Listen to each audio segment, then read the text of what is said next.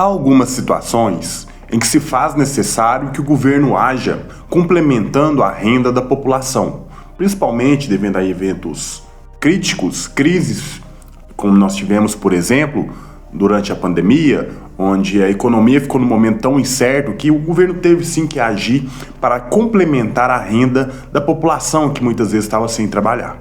Esse tipo de complementação geralmente é conhecido como auxílio, cota, bolsa, enfim, diversos tipos. Mas, afinal, o que são esses auxílios? Bom dia, tudo bem? Espero que sim. Bem-vindo ao nosso canal, o nosso espaço para a gente falar sobre política. Meu nome é Michael e neste vídeo nós vamos falar sobre auxílios. Mas, afinal, o que é auxílio? O auxílio é uma complementação, seja de renda, seja a prestação de algum serviço, a garantia de alguma vaga. Nós temos, por exemplo, as cotas, que tem, por exemplo, a racial, que é visto como uma compensação histórica pelo histórico da escravidão no nosso país, por exemplo. Nós temos ali as cotas, por exemplo, por nível de renda, ali geralmente ligado ao fato da pessoa ter estudado em escola pública ou não. Então são os mais diversos, cada um tendo uma justificativa diferente para ser aplicada. Em questão de auxílio, a gente liga muito essa expressão à complementação financeira. Então a pessoa tem um nível de renda ali e recebe um benefício em virtude de, como eu disse, atender uma certa condição. Por exemplo, a pessoa tem uma renda abaixo de tal valor, não tem carteira assinada, então tem algumas condições que são atendidas para que a pessoa se qualifique para receber esse auxílio. E nós temos também a situação da prestação de serviços que são feitas, que é visto, de certa forma, como um auxílio, uma oferta de tal serviço para a população no geral. Isso faz parte da nossa cultura. A forma que os serviços são prestados no Brasil funciona dessa forma.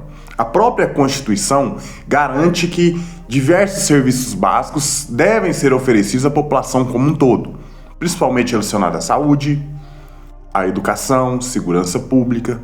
Embora esses serviços também sejam oferecidos ali pelo setor privado, que pode, oferecer esse tipo de serviço, na Constituição garante que é uma obrigação do governo, então é por isso que o governo disponibiliza vários desses serviços ali à população como um todo. De certa forma, você pode entender-se como um auxílio, uma prestação de um serviço que é útil à população, que faz com que a população deixe de gastar recursos com essa prestação desse serviço, Se a pessoa não tem aquela oferta de saúde, por exemplo, na sua cidade, ela vai ter que pagar alguém. Se esse serviço é oferecido gratuitamente, então a pessoa deixa de gastar aquele valor e, de certa forma, é como se o governo estivesse complementando a renda daquela pessoa, oferecendo esse serviço de forma gratuita. Outras formas de auxílio, principalmente aquelas de prestação de recursos, entrega-se o recurso, dinheiro ali mensalmente, para que a pessoa possa fazer uso dele, às vezes até continuar ali suas condições de vida. A pessoa atende a uma certa condição, então faz uso do recebimento desse recurso. Porém, em alguns casos, a pessoa simplesmente recebe aquele auxílio por exemplo, não atingir um certo nível de renda, não ter carteira assinada. Temos ali diversas condições para o recebimento desse auxílio. Porém, o auxílio não pode ser algo de duração indeterminada, incondicional, vamos dizer dessa forma. Nós temos casos aí, por exemplo, do Bolsa Família, onde a população que o recebe tem que ter os filhos regularmente matriculados e frequentando o serviço de educação. Ok, já é um bom passo, já é um bom começo. Espera-se que as crianças dessa família que recebe esse auxílio estejam se qualificando para buscar, ao longo do prazo aí, ter condições para sair dessa situação de, muitas vezes, dependência desse valor recebido. Porém, é essencial também que essa ação seja voltada para os pais dessas famílias que recebem esses auxílios. É fundamental que os responsáveis pela família que recebem esse valor estejam passando também por uma condição de formação pessoal. Nós temos famílias que são tão dependentes desse auxílio que, quando deixarem de ser aptas para receber, vão passar por uma dificuldade financeira muito grande. E o que acontece? Como que essa família se mantém depois? Quando a gente há uma oferta de qualificação para as pessoas, os adultos principalmente ali, que estão recebendo esse auxílio, para que ela possa, então, gerar condições de produzir a própria renda, às vezes através de uma qualificação técnica, às vezes até através da qualificação formal mesmo, nível educacional. Então aquele adulto que está recebendo auxílio tem que ser dado a ele também uma condição de formação pessoal para que possa começar a produzir uma renda ali que sustente a família em caso da falta desse auxílio.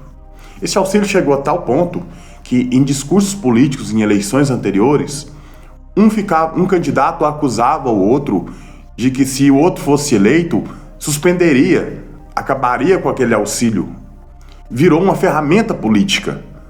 Não mais está se pensando em condicionar uma qualidade de vida àquelas pessoas que recebem, mas está as deixando refém do fato delas receberem aquele valor. Gera um medo. A política, a gente convence as pessoas ou pela qualidade, vou prestar a vocês o melhor serviço, vamos fazer história na nossa cidade, na nossa região, no nosso país, vamos fazer o melhor trabalho. Ou você convence pelo medo. Se você não votar em mim, você vai perder tal benefício. Se você não votar em mim, não vou fazer nada pela região que você mora. Enfim, convence-se pelo medo. É uma arma política que muitos utilizam sem o menor pudor, sem a menor vergonha.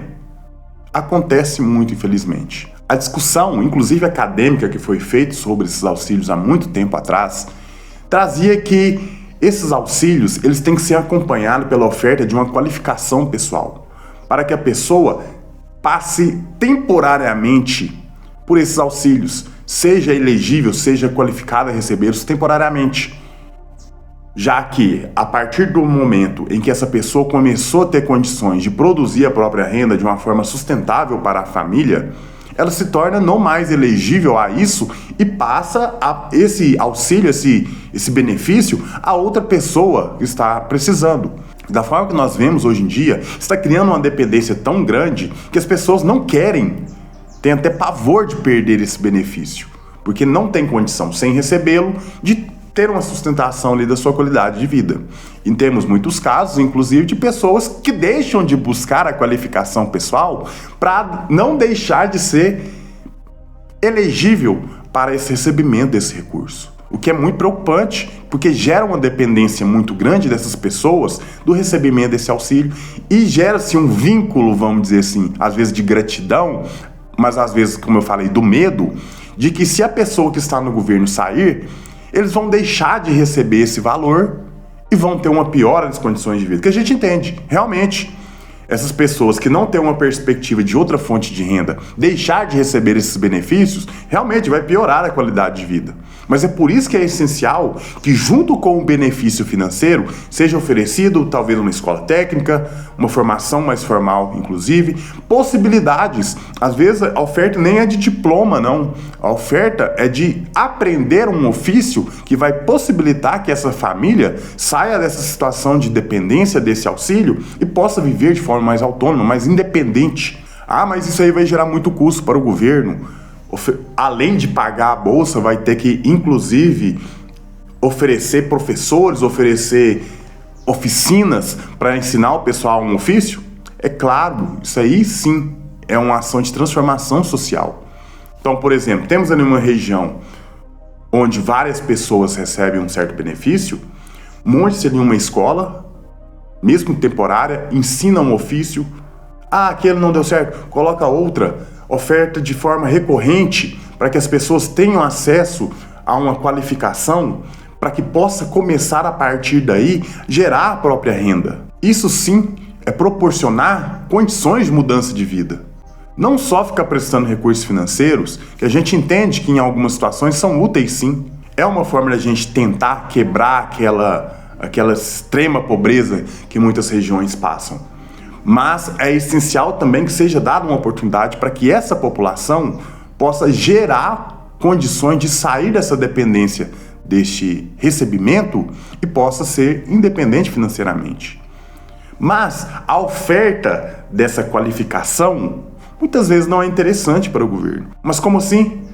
Se o governo oferece esse tipo de qualificação, as pessoas começam a aprender ali um ofício, começam a trabalhar, começam a gerar a própria renda, essas pessoas deixam de ser dependentes daquele auxílio e pode o governo começar a economizar, de certa forma, pode direcionar esses auxílios para uma outra finalidade, talvez até uma melhor qualificação, oferta de qualificação para as pessoas que vão participar desse processo.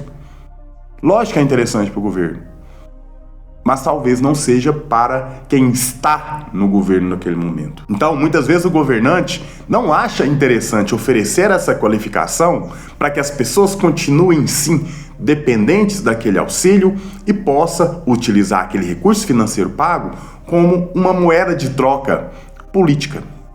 Faz com que as pessoas continuem dependentes, continuem recebendo aquele auxílio, paga regularmente, paga no dia certinho. Para quê? Para que as pessoas realmente se apeguem àquele recurso e não tenham condição de sair da dependência dele.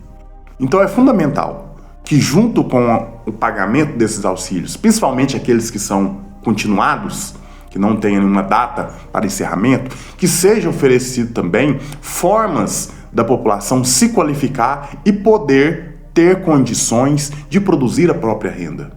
Ah, mas tem muita gente que não quer justamente para não deixar de receber esse recurso. Às vezes a pessoa quer só receber, não tem que dar nenhuma contrapartida, não tem que fazer nada para receber aquele recurso. Já me qualifiquei para receber, agora eu vou ficar só aqui recebendo e não preciso fazer nada em troca. Então, nessa condição que o governo tem que agir também, exigindo essa contrapartida.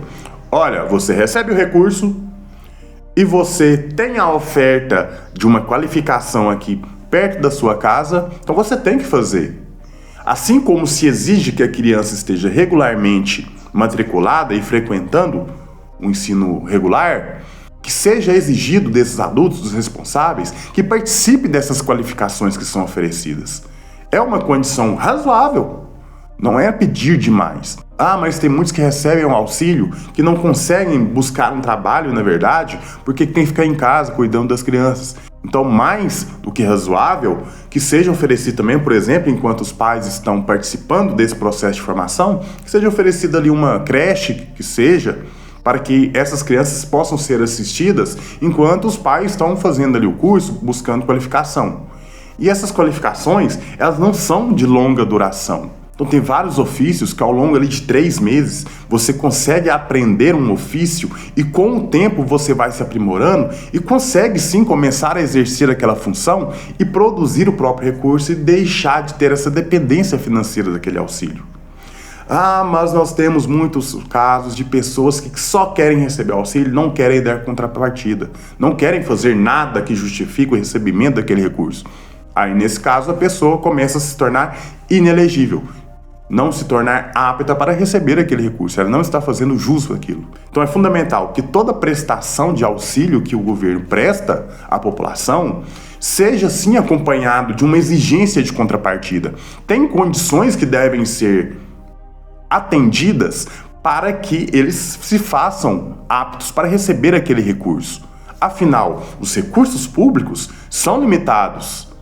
Não há dinheiro eterno. Então, se a gente está deixando, de certa forma, de utilizar aqueles recursos do auxílio para investir em educação, em segurança, nas outras áreas onde poderia ser usado, tem que ser exigido, sim, uma contrapartida. Algo tem que ser feito em troca, vamos dizer dessa forma, para fazer jus ao recebimento daquele recurso. Se uma família começa a ter uma independência financeira, o que proporciona, inclusive, uma independência política, já que aquela família já não precisa mais receber aquele auxílio, já não começa a ter aquela dependência política daquele governante que está no poder naquele momento. Se aquele governante sair, ela não precisa ter medo, ela não recebe mais o auxílio mesmo. Mas por que então que muitos governantes não querem mudar essa situação e oferecer essa qualificação para a população? Justamente para não perder essa dependência política que a população que recebe o auxílio tem deles. Então, é muito mais do que falar em simplesmente um auxílio financeiro. A gente está falando de uma mudança política que o nosso país precisaria passar para realmente a gente colocar isso na prática. Então, essa é uma reflexão que a gente traz sobre esse auxílio. Auxílios são importantes, sim, para complementação de renda de famílias que estão em condição ali financeira vulnerável.